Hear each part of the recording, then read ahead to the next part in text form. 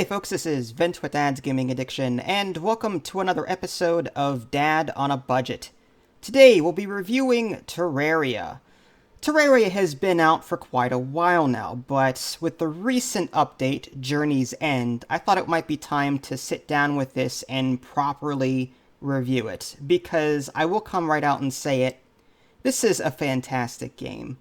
If you don't want to take my word for it, there's an overwhelmingly positive review score on Steam, and I think there's upward of 300,000 plus reviews on this game. So for that many people to like it, that should tell you something. And it's only $10 to boot, so there's a ton of content with this game. For those of you that don't know what Terraria is, this is a two-dimensional Minecraft of sorts. You're going to be starting off on this 2D world. You create a character first. You can customize the look, and then you jump into this world. It's randomly generated. You can choose the size, of course, like small, medium, large, and so on. But you're going to go into this world, and during the day, things are relatively peaceful. And then at night, these zombies come out, and these eyeballs come out, and they're attacking you. And you're like, well, okay, I need to survive. So you can build houses in this game, like you can chop down trees and create walls. You can create backdrops, and then you'll learn, oh, if I kill these slimes, I can get this gel, and then I can make torches. And then I can put down these crafting tables. And it just progresses from there to the point where you've got this really huge base, and you're getting really far in your game. And I've only touched this game for 110 hours. And when I say only, I guess I shouldn't say only lightly. I've played 110 hours, and that doesn't scratch the surface of what I still have to do. To be fair, I've gone through multiple playthroughs, like 3 or 4 playthroughs, and I always get to like the same point, but then it sort of drops off for me because I'm always busy doing something else. At some point, I'd like to like finish this game properly, if that's even a thing. But there's so much more to the game I haven't even experienced yet. So I just want to forewarn you folks, even though I've got 110 hours in this game, I have not seen like the new game plus side of this game where there's a lot of cool stuff that you'll unlock. And once you beat a certain boss, you'll unlock this like new game plus mode where things become harder, new ores become available. I have not gotten to that yet, but 110 hours, $10, I think that's... I think I'm qualified to say something about the game in a positive light. So let's go ahead and take a look at all the positives that this game has to offer. First and foremost, there is a ton of content. You're going to be looting all sorts of different things. You can create chests. You can deposit all of these items into various chests. There's a quick stack option, so you don't have to sit there and try and painstakingly go through everything and stack everything by hand. So the quick stack option, loot all options on these chests are really helpful. This also turns into a hoarder's delight kind of thing where if you're one of those people that like to loot everything in the environment, bring it back and hold on to it. I'm that way in Skyrim. I'm one of those people that I load up to just with everything to my max capacity, and then I come back, I sort, I put everything into various cupboards and chests and the like, and I go back out and do the same thing over and over and over again. And this game is a hoarder's delight. It really is. There's so much to do here.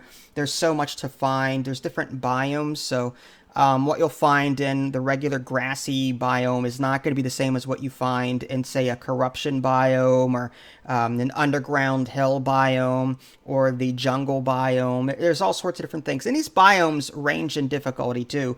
I would not recommend you go to your jungle biome right out of the gate. The jungle biome is rather difficult, and it's something that you'll want to gear up for. Same thing with the hell biome. That's pretty difficult too. You'll catch fire more than likely and die often. There's a lot of exploration and digging in this game. That's cool. Like if you're one of those people that like to explore in general, like in Minecraft, you're always going around looking for things. You're digging, and it's monotonous. It really is. But at the same time, if you enjoy crafting a gazillion torches and digging around trying to find different ores and the like, then this is the game for you. There's some house building. In fact, you'll need some house building skills because eventually you'll meet these NPCs that will want to move into your general club, I guess. They will join you and hang around your main hub. So basically, to build a house, all you really need for an NPC, for the most part, are walls, a backdrop, doors, a torch, a table, and a chair. I think that's it. Some NPCs require more than that, but for the most part, you can get away with a simple, small little house. I've got like a block house thing going where I've got it looks like they look like tube houses, like just very small, very basic. They're stacked up on one another. It's probably inhumane, but I'm doing it, and I've got like I think 10 or 12 NPCs living with me right now, and it's pretty simple to set up. But you have to find a lot of these NPCs in the environment or complete achievements in order to unlock them in the first place. Another thing that this game has going for it, this game I think was released back in 2011-ish, and it's been updated ever since. Like, the developers behind this game have been so dedicated to this game and so true to it, and they've been updating it constantly. It was fun to play back in 2011, but they just keep adding more and more and more. And, part of me was saddened to see the Journey's End patch hit the game. I mean, yeah, at some point it had to happen. But I'm just saying, like, that should say something about this game. The fact that it's been updated for 9 years. I mean, we're in, 2020 now. So that's 9 years of updates that this game had that it didn't need. And that's fantastic. I should mention, even though that this was the last update for it, I'm pretty sure anyway, there is something called a T-mod loader, which allows players, it's sort of like a workshop of sorts. Players can create custom content for this game and then share it with others. And so, even though this is the last official update, there's going to be all of these other people out there creating things, and you can further find new content that you may not have seen before. So, even though this was the last update, there's still a lot more to do with this whole T-mod loader thing. I have not personally used it yet, but it's there should you want to use it. There's a sense of progression in this game. Bosses, ore. Most of your progression is in the form of ore. First, you're going to find copper ore. It may be iron. That's one thing that the game doesn't tell you, is that, sometimes this ore replaces this ore.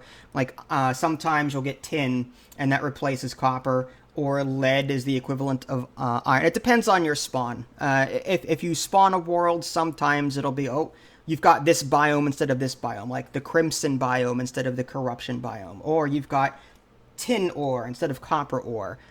The game doesn't come out and tell you that. This is something that you sort of have to look up, and I'll get to that later, because that's actually a negative. Adjustable difficulty. There's Iron Man modes, which I don't care for.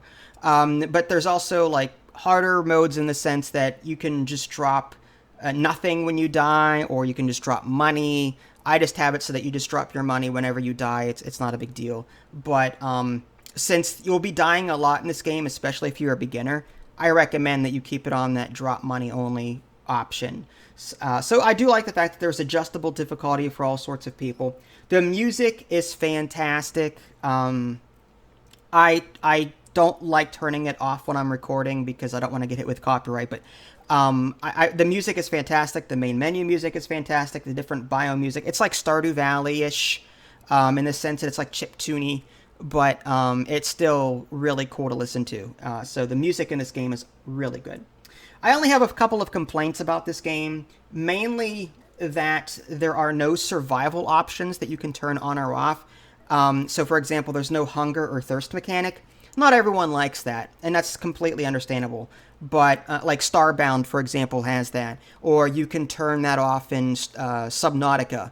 But there's no option whatsoever for thirst or hunger. So if you're looking for, like, a hardcore 2D mining simulator, you're not going to find that here. You do have health, and you do have mana. But that's the general gist of survival. Just don't get hit and die, basically. There's also a high learning curve, and that's the other negative. I'm not saying it's necessarily a bad thing, but the game doesn't hold your hand at all. There is a huge wiki out there, and on occasion I do reference it. As a beginner, more than likely you're gonna reference it, where you're gonna go, well, okay, this copper, What am I supposed to do? What am I supposed to craft? How am I going to get to this next part? Am I strong enough to get into this corruption biome right now? Okay, how do I spawn this boss? I can't break these blocks in the corruption biome. How do I do that? How do I get to these pearls that are underneath all of this corruption? This corruption is spreading on me, and it's eating all the land around it. How do I stop that? There's a lot of things in this game that you're going to have questions about, and there's no in-game answer for. So you have to Alt-Tab, go to the wiki, and try and find a solution.